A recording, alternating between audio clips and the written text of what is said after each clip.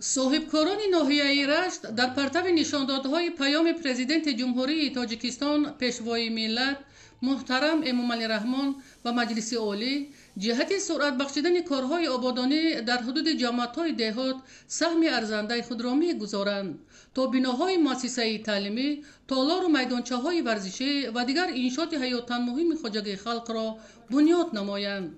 از جمله صاحبکار دهه سبیستان برای جلب کودکان بینای خوشتر و زمانوی مؤسسه تا مکتبی بنیاد نمود تا آنها به تعلیم و تربیت فرا گرفته شوند.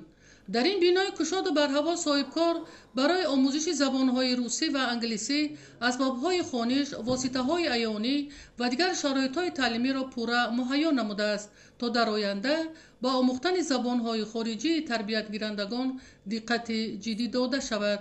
زیرا در شرایط دهه دوردست کوهستان باری اول می باشد که چنین بینای مؤسسه تا مکتبی با تمام شرایط‌های زمانوی و فعالیت آغاز می کند. در دهه سبیستان از طرف صاحبکار سخاوتمند بینای مؤسسه تعلیمی و میدانچه ورزشی بنیاد گردید. بینای مؤسسه تا مکتبی برای 40 نفر کودکان پیش بینی گردیده با تمام شرایط مهیا گردیده است. در پیروی به اقدام‌های صاحبکار باشد جوانان دهه در شفت مؤسسه تا مکتبی میدانچه ورزشی برای فوتبال و والیبال بنیاد کردند که سالها باز چنین انشاءات ورزشی در دهه موجود نبود.